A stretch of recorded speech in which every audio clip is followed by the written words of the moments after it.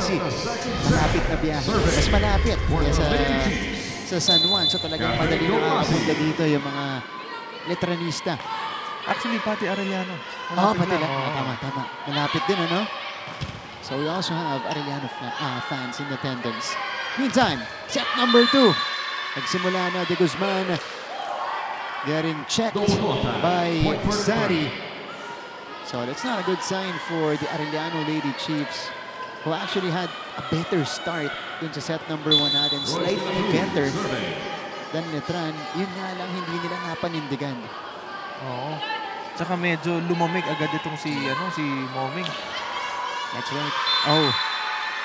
It's a service ace for Royce De La Cruz. I believe this is her second one already. Again, Letran is number 1 in that department because they have really consistent heavy servers on this team. Tira-tira. Netura! Too strong. That would have been big for Netura, ano? Kitang-kita mo yung ere niya eh. Pagdating niya sa taas, may time ka pa for you to decide saan ko ba dadalhin tong bola.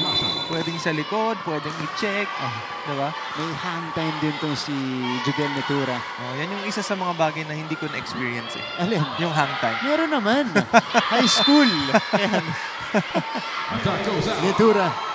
Back-to-back attack errors will allow Arellano to pull even here. Score is all through. Like Katudlasan. Again, entered midway through first set. Itong si Tudlasan came off the bench. Netura.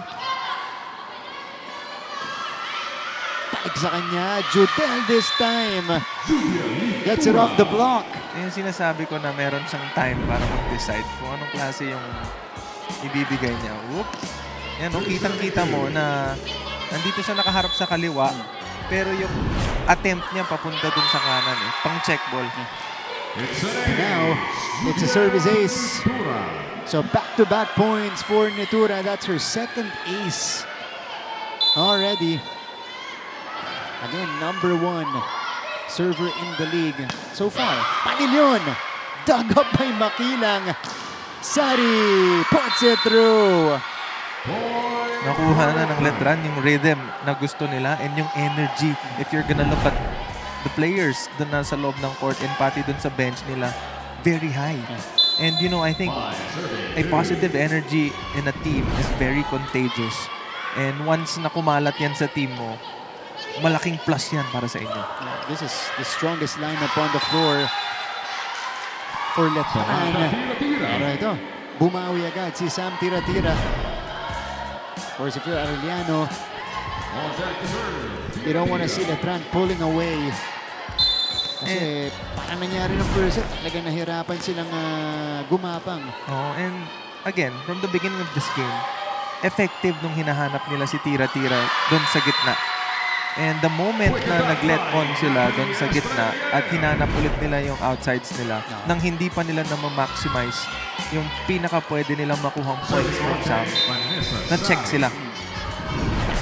Estrelier, her second 1-2 play. 6-3. Sari on the jump serve. Here is De Guzman. Put down by Pau. De Guzman.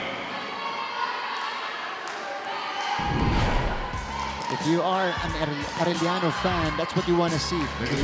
Meron namang kanyang kakayahan eh. Tama. Diba? Itong mga attackers ng Arellano, kailangan lang talagang mag-setapan sila ng mas mabuti. This is a throw for Makilang and Gia again finds the opening. Again, same spot yan dun sa binanggit ko kanina. Kung nandun sila sa kabilang side, from our angle, nasa left side, ngayon, nandito na sa right side. Dito na naman yung inaatake nila. She's only scoring when it's necessary for Letran. Talking about Gia Makilang as we see Padillon counter with her own spike. And at this point, that's the second time naman na si Sari ang inaatake ng Arellano. So 5-7. Still in favor of Letran. Moming Padillon will now come from behind. Here's the running attack by De La Cruz. Tudlasan. Estrelier with a swing. And third point for Natalie Estrelier will bring us to this break. And on the other side, we'll hear from Miss Erin T.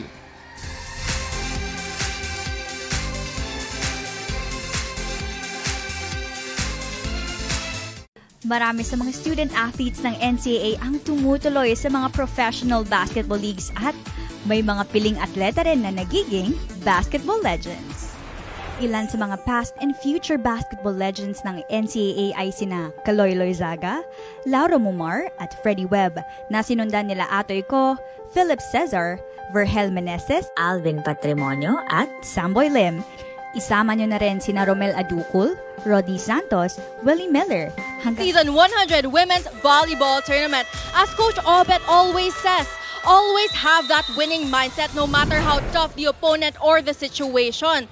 And hindi pwedeng panghinaan, kailangan palaging lumalaban. After dropping the previous set, the Lady Chiefs quickly gathered in their huddle not just to regroup, but to also reset their focus. Coach Obet sternly reminded them to let go of their frustration and instead channel their energy into smarter coverage and sharper execution. He also reminded the team not to give the Knights a chance to score easily. He emphasized the importance of tightening their defense and making smart plays. He also pointed out that they need to improve their passing and to keep their offense flowing smoothly and stay in control of the game. The Lady Chiefs may be down a set, but their fight is far from over. Let's see if these reminders will fuel their court performance as I turn it over to you, Martin and Prince. Thanks, Erin. Well, so far we are seeing better fight from the Arellano Lady Chiefs. They're keeping it close here in the second frame. So those reminders are working. Mula dito kay Coach Obet Javier. And it continues for the Lady Chiefs. 2 straight points after the technical timeout. NC Sam tira-tira, sinusubukan nilang i-activate. And again, nabanggit ko rin kanina na during the first set, effective yung mga plays nila involving Sam. And I think they should exploit that. Yeah, may bagay kapag nahahanap itong si Sam tira-tira because it opens up spikers like Katudlasan. Definitely. Kasi napakalaking threat nito ni Sam pag hinanap mo siya ng hinanap sa gitna.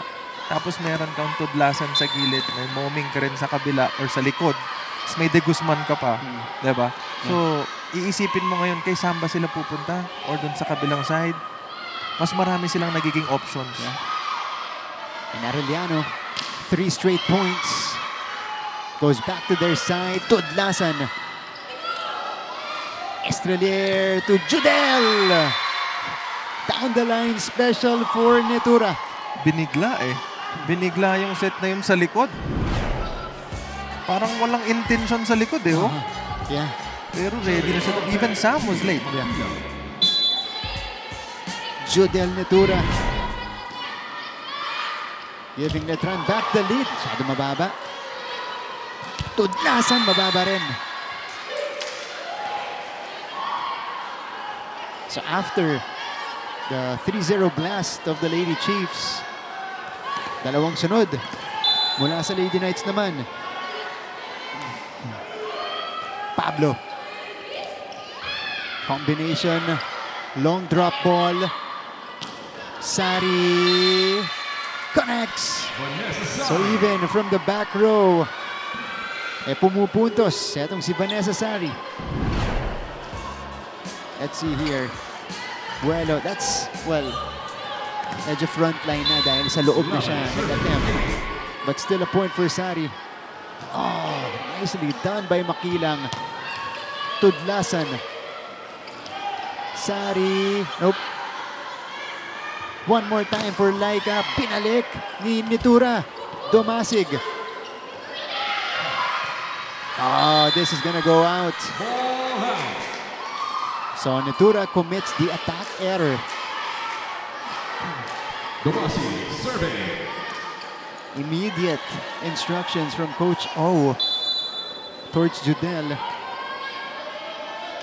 Let's see what Arellano can do. This is the opening that they want. Yun nga lang, service error. yung maganda yung tinatakbo nyo, tapos magkakaroon ng error. Yun yung isa sa mga pinakamasakit na momentum killer eh. Kasi wala kang kalaban-laban dun. I mean, hindi kami lang binigyan ng chance na to receive or to do something. I mean, that's a service na dapat isiguraduhin mo lang na dalhin sa kabila. Meantime, it's the opposite happening for Letran. 8 points now for Royce De La Cruz with 3 aces across her name.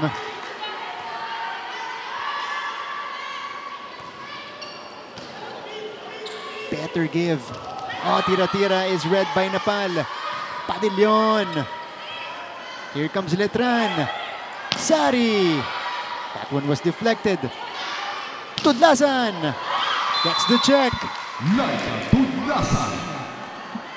You see what happened there? They looked for Sam. Both defenders were there. And then right after that, they looked for Laika. Ngayon, na-open si Laika dahil galing kay Sam yung play sa gitna. And it opens up different opportunities para dito sa Arellano. That's good variation by Cathy Domasig.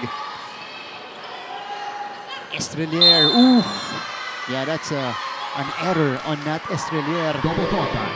A little awkward on the back set. Binibigla kasi tayo ng mga big back set niya papunta kay Neture. Medyo may deceiving factor, ano? Oh, kasi nakaharap siya eh, pati yung katawan, tapos biglang makikita mo yung pagka-bend ng katawan niya pag dinala niya na sa likod, pati yung leg ko napapa-bend din eh, pag pinapakita ko sa'yo eh. Pati pala si Prince. Napapakagat, pero mabilis naman lagi ang bawi mula din sa Lady Knights. You know, they're always just in control. They know what to do pag hinahabol na sila. And again, they won't be the #1 team for nothing. Yeah. Showing us maturity in this season. Padillon, drop doesn't work. Sari, that is covered by Tudlasan. De Guzman! Binawi lang, binawi. This is a very talented spiker, Pau De Guzman, with a swing. Down the line hit, even challenging our top libero. Etong si Lara May Silva. The lead is 2.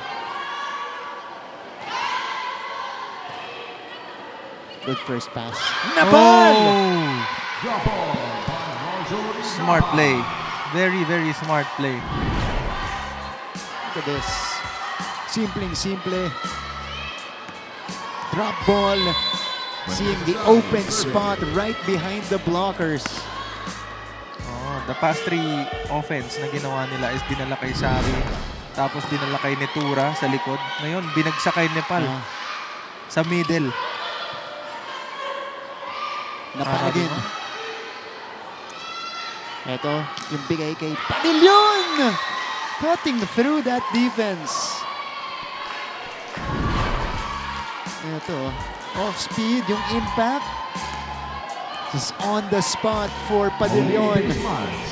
Ginamit yung yung spin ng bola para bumagsak agad. Arellano again within striking distance. Makilang. Gia again. She will not miss 2 in a row. Makilang brings us to our second technical timeout. Letran ahead by 3.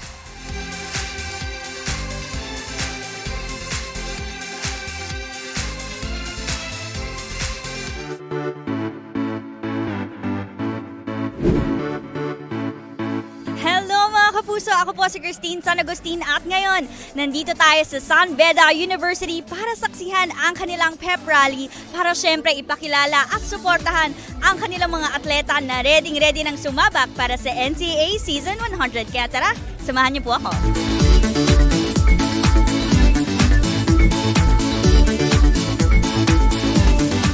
The president of Arellano University and also a member of the NCAA Policy Board in attendance.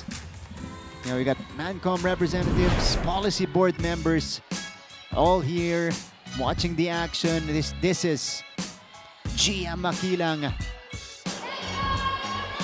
Down the line again for Gia. And the lead is 3. Serving for the turn, Napal. Marjorie Napal. has been fantastic, already with 6 points, 5 off attacks, 1 ace, and a lot of drop balls from the middle. Nicely done by Sari, not giving up. Back set, running hit, too strong for Mangubat. Ball out. Ball out. 17-13. That would have been a nice play. Sumobra lang. At dito kanina, nakalayo ang Lady Knights. It was off a 5-0 run in the middle of the first set that gave them the safe cushion. Padillon.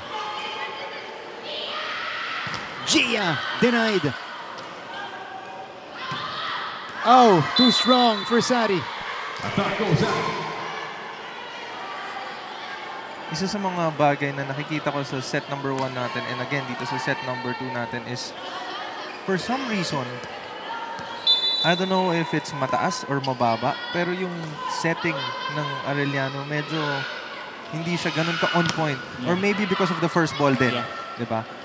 And maririnig nga natin kanina during the timeouts na sumisigaw itong mga players natin sa huddle na first ball muna, kunin muna natin yung first ball. And that's how important yung first ball is para sa mga teams natin ngayon na kailangan nila iangat yung bola para ma-set ng setter ng maayos at saka makakuha sila ng magandang points.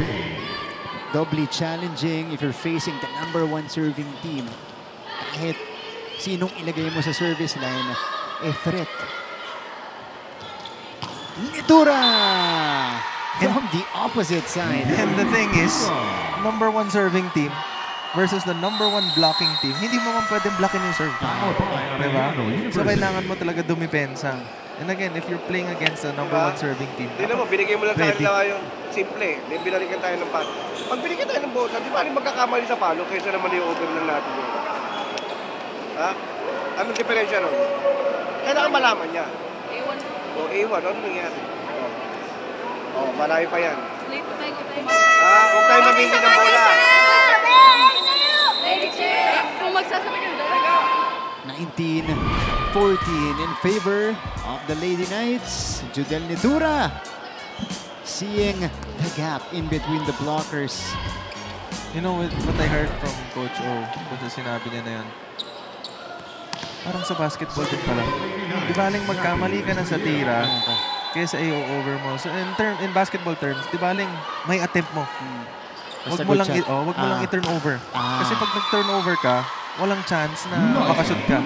Pero pag nai-attempt mo, baka pwedeng ma-shoot, baka makuha mo yung rebound. Dito naman, after the attempt, baka kung ma-block man, bumalik sa inyo, makaset up kayo ng isa pa. Rather than bibigay mo yung chance ball, then sila yung magsiset up ng offense nila, balik na naman kayo sa defending side.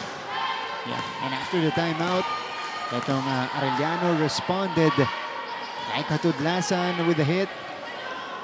Alona Kagikla, team captain. Siya yung nagsabi na nagkakaraoke sila night before games and feel good movies. Interesting team bonding para dito sa ube para sa Arellano. Judel now on the open spot, giving Letran the 5-point lead. So ni-rotate na siya doon ni Coach O and she has 9 points in the match. On deck serve, Makila. Oh! Service error. One of the few service errors today. Netong Letran Lady Knights, they've been pretty much on point from the service spot. Again, being the number 1 service team, isa yun sa mga risks na iti-take mo yung dahil sa sobrang taas ng ace percentage ninyo, you're gonna get errors from that. But you won't be the number 1 serving team for nothing. Combination play. Pau de Guzman connects. So Arellano cutting the lead down to 3. De Guzman, tira-tira as the decoy. Mainis yung tingin doon ni Pau. Estrelier. Sari! Wow! Ngayon ko lang ulit narinig yung apelido niya after a while. And with a bang. And this was off a difficult underhand setup from Estrelier. Vanessa Sari exploding again. Oh, hindi. At saka yung normally makikita mo sa buwelo pagka opposite ka, nasa labas ng line eh. Pero yung sa kanya, nasa loob na siya eh. Kinuha niya na malapit na sa gitna. Ibig sabihin, malayo yung pagkakaset, pero ang ganda ng pagkapalo, ng pagka-deliver. Ooh, and that's why she was inserted. Panangin with a service ace. The lead is back up to 5. Letran is rolling. Okay, again, I take back what I said with the service ace. This team is really good with their service. Quick attack mula kay Tira-Tira is dug up. Netura outside. 18-22. Oh, nilagay na nila ni Coach O si Sam dito sa labas. Wala na siya sa gitna. In terms of offense. Pangatlong palo niya na yun na nanggaling sa labas. Bumabalasa si Coach. Solid first ball. Sari. Cross-court kill. This time for Vanessa Sari. Alam mo, nakakahawa yung tunog ng bola eh. Alam mo yun, yung parang bugbog yung bola sa palo niya eh. Napakabigat eh. Always loaded, yeah. Tapos ikaw ang re-receive nun.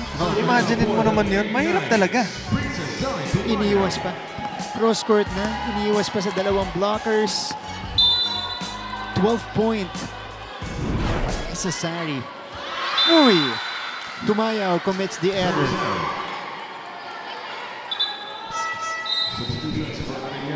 So, Faye Mangubat comes back in. Sam Tira-Tira and Kagikla going out. So, Coach Obet has, both Adante and Domasig on the floor. So, baka si Domasig yung maging spiker dito. Blocked. Sari returned again. Sari will try. Binuhay. De Guzman to Panilion. Kept up. Dug up. Returned. And it is Sari getting the better of that Arellano defense. Set point now in favor of Letran. Ito yung service na gusto kong pumasok at saka maging service ace ganito. Kasi yung ganito kabigat, nang hirap tanggapin ito. Ayan na. Jump serve incoming. Courtesy of Vanessa Sari. Oh! Thank you! Yeah. Thank you, Sari. Yung sinasabi ko na Ganda naman ang prediction doon ni Prince. Pagka naman pumasok talaga yung ganung service, talaga namang mabigat saluhin yun. Service ace to end the second set. And Vanessa Sari, 13 points. Already, 13 or 14. We'll check in a little bit, but she is their leading scorer so far. 25-19. Letran had 2 sets to none.